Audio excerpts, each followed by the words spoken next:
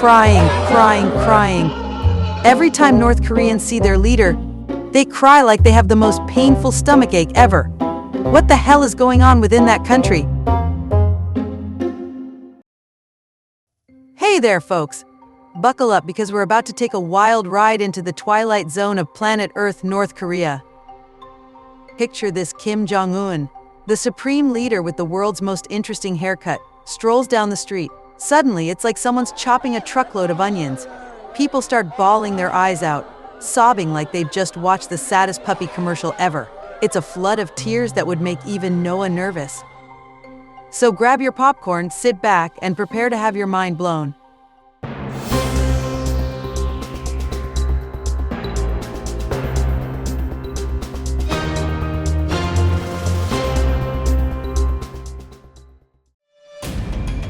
Cry or die, a deep dive into the nation's tears and fears.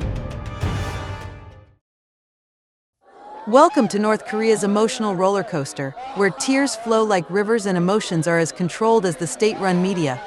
Let's dive into the fascinating and slightly absurd world of North Korean crying. First up, we have the 3 types of crying that you might spot if you ever find yourself in Pyongyang. Not that we recommend it. Forced crying: imagine you're at a party, and the host says, "Everyone cry, or you're not getting cake now, replace cake with freedom," and you've got forced crying in North Korea. It's not exactly Oscar-worthy performances, but hey, when the alternative is a vacation to a labor camp, suddenly everyone's a method actor. Brainwashed emotional responses: this is what happens when you've been told since birth that your leader is part superhero, part divine being. When Kim Jong-un shows up, some folks genuinely break down in tears of joy. It's like seeing your favorite celebrity, your childhood hero, and your long-lost puppy all rolled into one, except it's just a guy with a unique haircut. Conformity crying: this is the monkey see, monkey do of the tear world. When in Rome, do as the Romans do. When in North Korea, cry as the North Koreans cry. It's like a very depressing game of follow the leader. Now, you might be wondering, what happens if I don't feel like crying? Well, let's just say it's not recommended. In North Korea, dry eyes can lead to dire consequences. Not showing the proper emotion isn't just frowned upon, it's seen as an act of treason. Imagine getting detention, but instead of writing lines, you're writing a letter to your family from a re-education camp. The consequences for not showing proper emotion can range from public shaming to imprisonment. It's like getting kicked out of a concert for not cheering loud enough, except the concert never ends, and instead of getting kicked out, you get kicked into a labor camp. In North Korea, crying isn't reserved for sad movies or onion chopping sessions. It's a part of daily life. New statue unveiled? Time to cry. Kim Jong-un visited a factory? Cue the waterworks. It's like living in a world where everyone's allergic to happiness and tissues are a hot commodity. Let's put this in perspective. In most countries, if you burst into tears every time you saw your leader, people would be concerned. Imagine sobbing uncontrollably when your president appears on TV. Your family would probably hide the remote and suggest therapy. In the rest of the world, politicians are usually thrilled if people don't groan when they appear. The only time most folks cry over politics is when their taxes go up or their favorite candidate loses an election. But in North Korea, it's weep-a-palooza all day, every day. This emotional landscape is unique to North Korea. You don't see Russians breaking down in tears at the sight of Putin, though he might like that. Americans don't sob with joy when President Trump visits their town. And as far as we know, no other country has professional criers who set the tone for national mourning. The North Korean emotional roller coaster doesn't just stop at crying. Oh no, there's a whole range of prescribed emotions. You've got to look overjoyed at parades, solemnly respectful at monuments, and fiercely determined when discussing the nation's enemies. It's like an endless improv class where the only suggestion is more emotion. This controlled emotional landscape speaks volumes about the level of control the regime has over its people. It's not enough to control actions and words, they want to control hearts and tear ducts too. It's mind-boggling to think about living in a place where even your feelings aren't your own. From hamburger-inventing dictators to world-conquering language, the ultimate propaganda spectacle. My dear viewers, we're about to dive into the wacky world of North Korean propaganda and brainwashing. It's like Disneyland, but instead of Mickey Mouse, you've got Kim Jong-un, and the fantasy is, well, a bit more extreme. Let's start with the deification of leaders. In North Korea, the Kim family isn't just powerful, they're practically gods. Kim Jong-il, the father of the current leader, wasn't content with just being a dictator. Oh no, he had to be a superhero too. According to North Korean legend, Kim Jong-il invented the hamburger. Yes, you heard that right. Forget about the Americans, forget about Germany's Hamburg. Apparently, this culinary masterpiece came straight from the mind of the dear leader.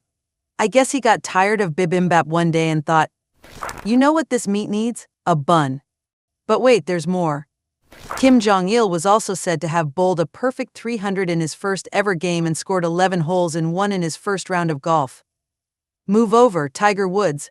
I guess when you're a divine being, the laws of probability just don't apply to you. Now, let's talk about the Baekdu bloodline mythology. This isn't your average family tree, it's more like a family redwood. The Kim dynasty claims to descend from Mount Baekdu, Korea's most sacred mountain. It's as if Mount Rushmore decided to have kids, and those kids decided to run a country. Moving on to the rewriting of history and science, hold on to your hats because this is where it gets really wild. According to North Korean propaganda, their country isn't just great, it's the literal origin of humanity. That's right, forget everything you learned in history class. Apparently, we all came from North Korea. I guess that makes Kim Jong-un everyone's distant cousin. Talk about an awkward family reunion. But why stop at being the cradle of humanity when you can also have the world's most superior language? North Korean propaganda claims that Korean is the most scientific and logical language in the world. They say scholars from all over the globe are learning Korean, and it'll become the world's common language any day now. So if you're struggling with your Korean lessons, just know that according to North Korea, you're actually learning the language of the future. And let's not forget about the historical figures. Genghis Khan? Korean. Alexander the Great? Korean. Einstein? You guessed it, Korean. It's like they're collecting historical figures the way some people collect Pokemon cards. Gotta claim 'em all. Now, onto the manipulation of world perception. North Korea's propaganda machine is so effective that sometimes they can't even tell satire from reality. Remember that Irish satirical news site that joked about North Korea landing a man on the sun? Well, some North Koreans apparently believed it. It's like The Onion, but the joke's on. Well, everyone. Lastly, let's talk about those propaganda films about life outside North Korea. Picture this, a documentary showing Americans drinking coffee made from snow, living in tents, and eating birds because they're so poor. It's like a bizarre, opposite-day version of a travel show. Welcome to America, where the streets are paved with snow, apparently. In conclusion, North Korean propaganda isn't just misinformation, it's a full-blown alternate reality. It's a world where the laws of physics bow to the will of the supreme leader, where every great historical figure came from Korea, and where the rest of the world is just waiting to learn Korean and embrace the superiority of North Korea. So the next time you're fact-checking something on the internet, be grateful. In North Korea, fact-checking means making sure your facts are sufficiently flattering to the regime. It's a reminder that in the game of telephone that is human history, some players are using a banana instead of a phone, and that banana is telling them they're the best at everything ever. And if you disagree, well, there's always room in those re-education camps. From buffalo meat bans to satellite-slaying dictators inside the land of bizarre beliefs and strictures. Let's start with dietary restrictions. In North Korea, you don't just watch your waistline, you watch out for the secret police. Take the buffalo meat myth, for instance. Word on the street is that chowing down on buffalo could land you in hot water. Why? Apparently, these animals are reserved for the top brass. It's like a really intense version of don't eat the boss's lunch. But it's not just about buffalo. North Korea has a whole menu of food myths.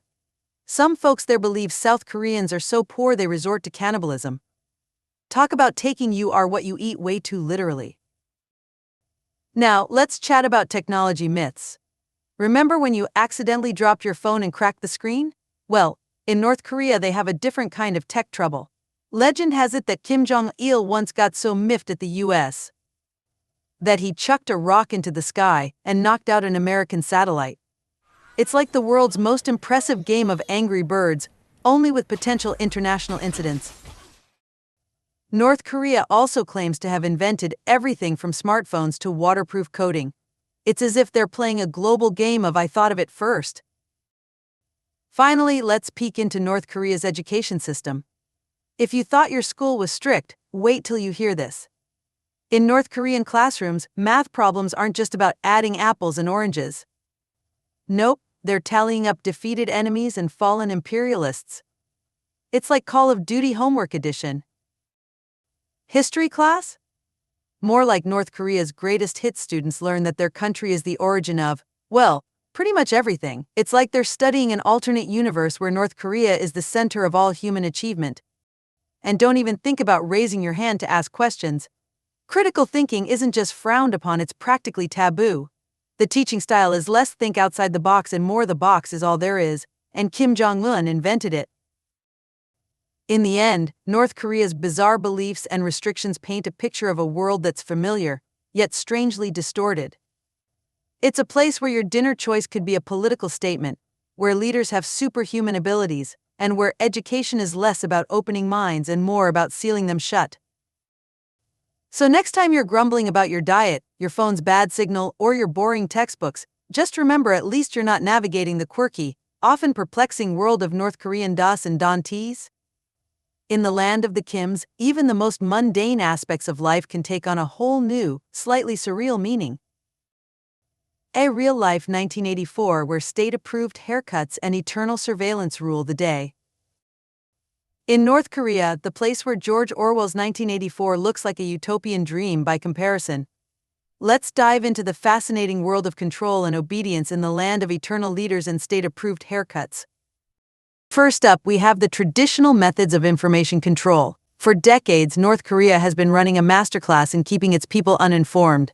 State-run media is less about news and more about the Kim Jong-un show. Imagine if your only source of information was a never-ending infomercial about how great your country's leader is. It's like living in a country where the only channel is the all-praise the Supreme Leader Network, 24/7. The government controls everything from radio signals to newspapers, foreign media. Forget about it. Catching you with a South Korean drama is treated with the same severity as if you were caught planning a coup. It's as if the regime believes that a single episode of Squid Game could bring down the entire country. But here's where it gets interesting. Enter the challenges to the regime's narrative. Technology and information leaks are proving to be quite the headache for North Korean officials. It turns out, building a digital iron curtain is harder than it looks. USB drives and SD cards sneaking across the border are like the 21st century version of Cold War spies. Instead of microfilm, they're packed with K-pop videos and Hollywood movies. Who knew that a boy band could pose such a threat to national security? Then there's the changing perceptions among younger generations. It seems that some young North Koreans are starting to suspect that maybe, just maybe, their country isn't the paradise they've been told it is. It's like they're slowly realizing that the rest of the world isn't actually envious of their state-approved haircuts and their leaders' ability to control the weather.